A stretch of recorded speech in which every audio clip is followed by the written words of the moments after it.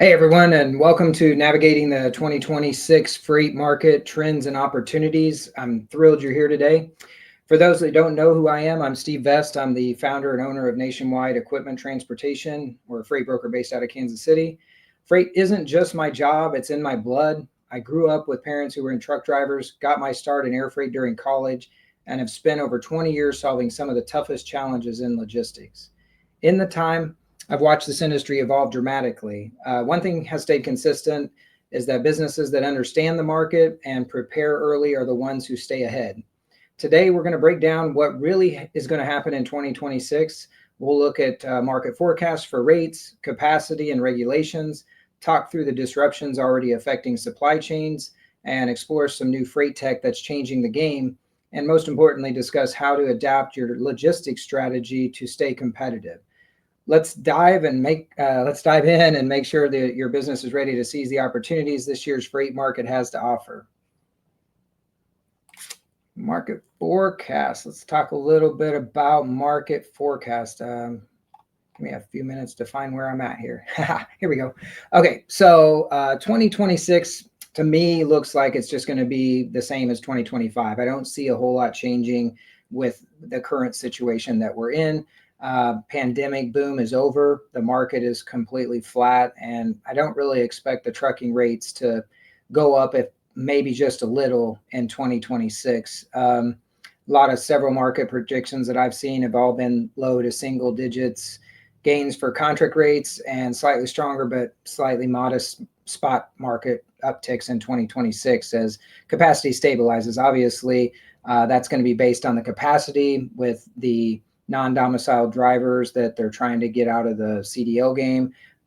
That could potentially make capacity a little tighter. I don't think it's going to make that big of a difference, to be honest with you. In fact, I made a video today that they're basically going to have some legal battles with those non-domiciled drivers. The U.S. government's going to have to prove that they don't have the rights to have those, because a lot of these guys bought houses over here. They've lived here for 10 years, or they're on DACA or temporary visas. So I don't know that that's going to happen as quickly as I think people think it's going to happen. But so it's going to stabilize a little bit.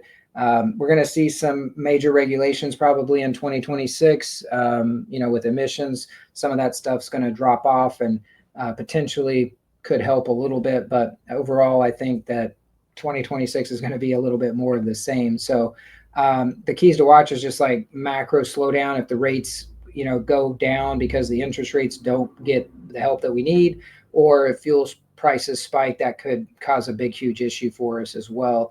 And again, we've seen the first 10 months of this year already how volatile the regulatory implementations have been in the industry and how that's gone kind of up and down, and we just don't know what is going to happen. And I think that's why we're seeing the biggest challenge in the industry right now is just the uncertainty of where the market's going to go. And so people are buying trucks right now. They're not replacing their older trucks. They're just trying to get by because maintenance costs have gone so high.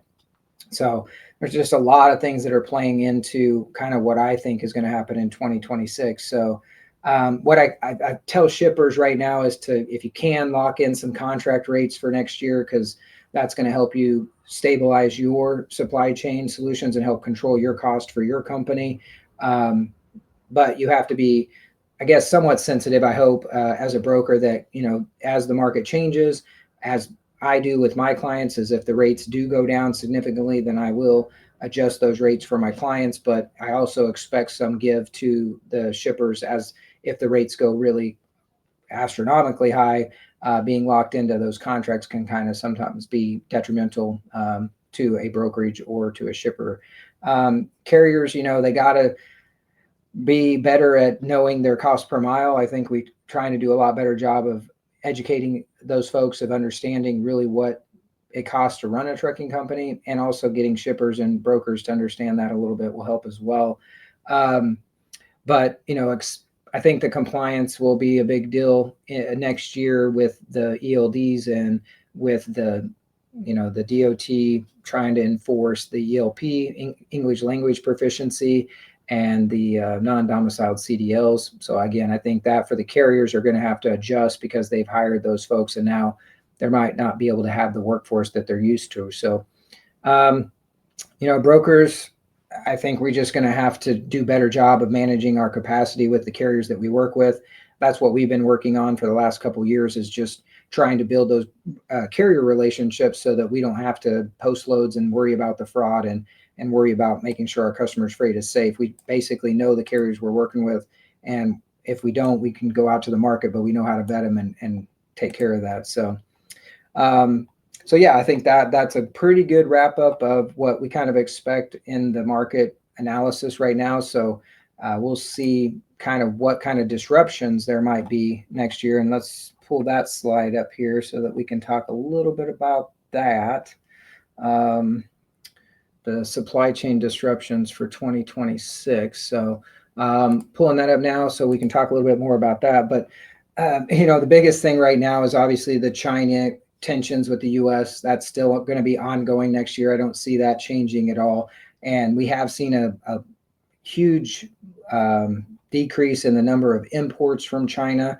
The rates are going way down, but the tariffs have gone way up. So it's a lot cheaper to bring stuff in, but you got to pay the higher price with the taxes. So we don't do a whole lot of imports, but we know on the export side, those are picking up, and those are definitely where the United States is trying to get that trade imbalance. So I think geopolitically and trade policies are going to stay the same or potentially even get worse, which could ultimately affect the worldwide economy, which then affects our overall, economy here in the U.S. So hopefully that doesn't happen. Hopefully it'll kind of, steady out, and we'll be able to kind of ride that wave. But will there be any climate or natural disasters? Those are always big time in our industry, as far as hurricanes or tornadoes or even possibly some earthquakes or something like that. It's hard to say, but they are becoming more and more frequent. So as those do happen, then obviously transportation and shipping go up because you got to replace all the stuff that gets destroyed. So we never want to wish anything like that to happen, but those can affect how our industry does. We talked a little bit about this a minute ago, was just labor and workforce issues.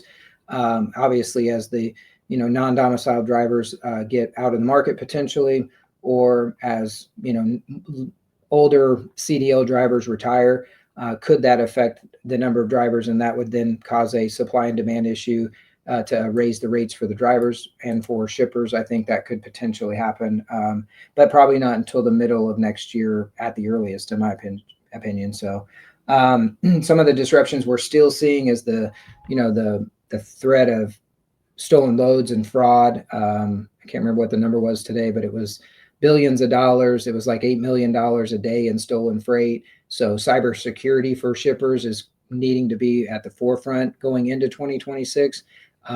There's so many technology platforms out there now that the fraudsters are just kind of getting a hold of those and getting in those and taking advantage of those situations, because people are relying a little bit too much on technology. It's great to use it, but you got to know how to use it right, and also make sure you have the security there to protect your freight, both from a shipper's perspective, a carrier, and a broker. So we all have to do our part in helping to fight that, and hopefully we can get that under control a little bit better in 2026, which would hopefully help the carriers with the insurance rates going way up. Hopefully they would go down a little bit. I guess we'll have to wait and see on that. I don't know what the energy prices are going to do, or carbon pricing, things like that. I know I saw something about China was trying to say that the U.S. was causing a panic of the resources that are depleting. So we'll see how that goes. I mean, those are always changing. But I don't see a whole lot of demand volatility or market shifts in the near future. I don't see anything crazy. And of course, if I had a crystal ball, I'd be a millionaire, but I don't see any shifts due to consumer behavior, right? Like after COVID, after everybody got a bunch of free money and we spent it all, the market really went really, really high.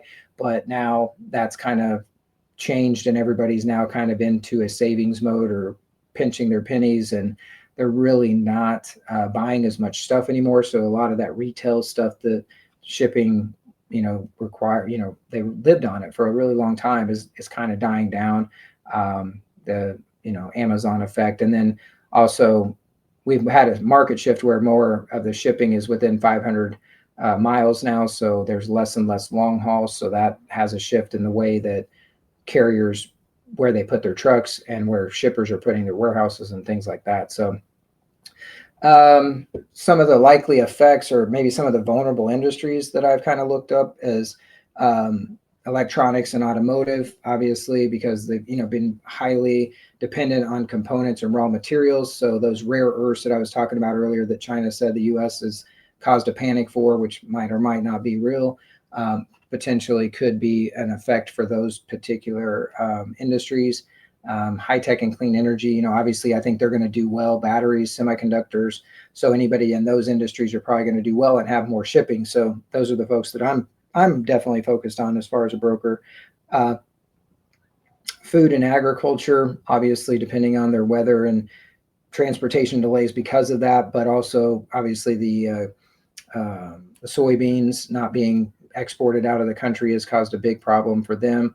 So we'll see how that rebounds next year, if anything. And so, I think the labor side of our industry, the ports and stuff, I think will be okay for the time being, it sounds like, because they pretty much sealed those up as far as I'm aware. I don't see any much labor disputes next year.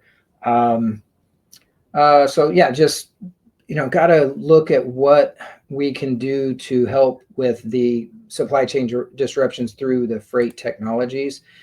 So let me talk a little bit about that. I think that was our next topic, was freight tech innovations for 2026. So this is one of the most exciting things that we have right now in the freight industry, is just the freight tech that's coming into the market. Obviously, we've spent a ton of money developing our TMS, and we've even instituted some AI technology to answer some of our phone calls so that our carriers can be vetted before they get through to my team. So that's helping us streamline the process and automate some of our operation. But I truly don't want to see where we're fully automated in our industry, even though a lot of people say, freight dispatchers, freight brokers potentially are going to lose their jobs to AI.